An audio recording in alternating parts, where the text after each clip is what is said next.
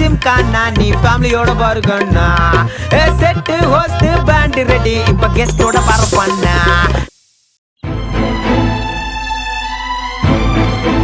புனிதா கிட்ட இவ்வளவு கோவமா பேசிருக்க வேண்டாமோ? என் மனசுல இருக்கிறதெல்லாம் சொல்லிடணும்னு நினைச்சு அவளுக்கு அதிகமா ஸ்ட்ரெஸ் கொடுத்துட்டேன். என்னடா கபிலா.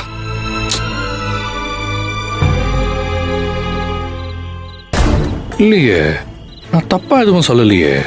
இப்படி எல்லாரோட நல்லதுக்காகவும் பார்த்து பார்த்து புனிதாவுக்கு என்ன கிடைச்சது? இத்தனை பேர் இருக்கிற வீட்டுல மனசுல நினைக்கிறத சொல்ற தைரியம் புனிதாவுக்கு இந்த வீட்டுல இருக்கா? இல்லையே. அப்போ நான் சரியா தான் பேசியிருக்கேன்.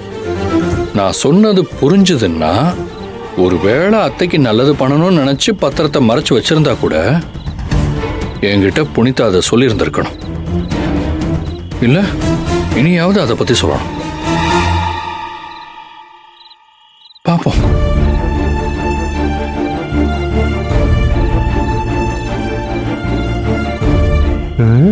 என்ன தனியா நின்று வானத்தை பார்த்துக்கிட்டு இருக்காரு?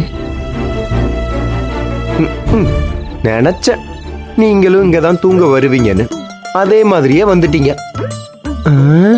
என்ன இந்த மனுஷனுக்கு நம்ம வந்ததே தெரியலையே. அந்த அளவுக்கு மண்டைக்குள்ள எதையோ போட்டு உடைச்சுக்கிட்டு இருக்காருன்னு நினைக்கிறேன். கபிலன், வாங்க வல்லவன். நீங்களும் மாடிக்கு வந்துட்டீங்களா? என் அம்மா அந்த வீட்டுக்கு வந்ததுல இருந்து நான் மாடியில தான் வந்து படுத்து தூங்கிட்டு இருக்கேன். சரி, நீங்க எதுக்கு மாடிக்கு வந்தீங்க? கொஞ்சம் புழுக்கமா இருந்துச்சு, அதான் அப்படியே காத்து வாங்கலான்னு மாடிக்கு வந்துட்டேன். ஆனாலும் நல்லா சமாளிக்கிறீங்க கபிலன். சரி, ரெண்டு பேரும் சண்டை போட்டீங்களா என்ன?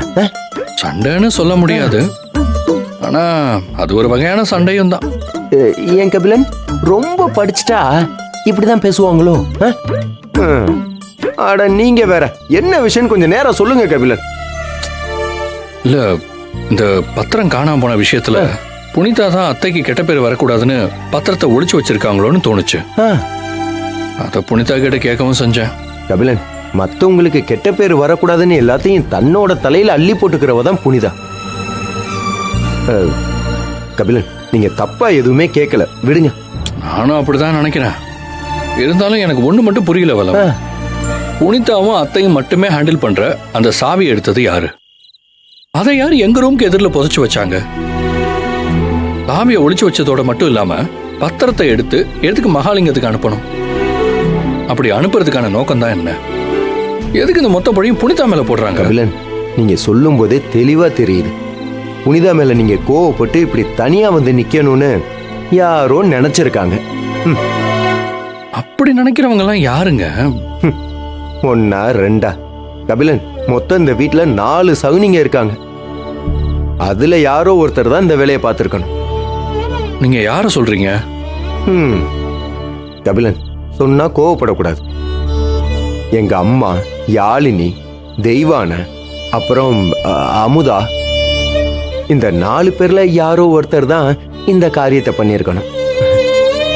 அவங்க எதுக்கு புனிதா மேல பழிய போடணும்னு நினைக்கணும்? இதெல்லாம் யோசிக்க யோசிக்க எனக்கு தலையே வெடிக்குது. அதுவும் அமுதாக்கெல்லாம் இப்படி யோசிக்க தெரியாத வல்லவன். போதும், இதுக்கு மேல நம்ம இதை பத்தி பேச வேண்டாம், தூங்கலாம் வாங்க. இப்படியே நம்பிக்கிட்டே இருங்க, என்ன பண்றது? நான் சொல்றதை என்னைக்கு நம்ப போறீங்களோ தெரியல, பாப்போம்.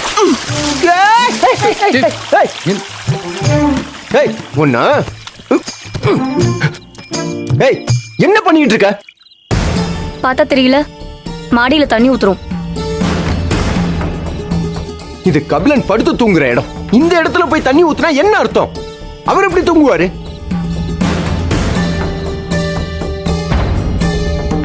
அவரே யார் இங்க படுக்க சொன்னது? அவருக்கு தான் அவ்வளவு பெரிய ரூம் இருக்குல்ல, அப்புறம் என்ன?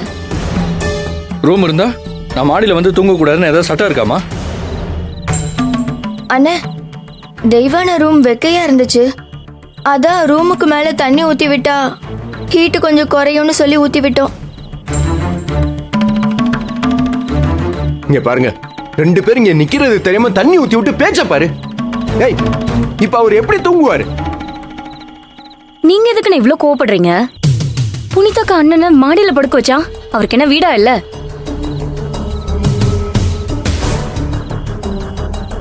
அவர் வீட்டு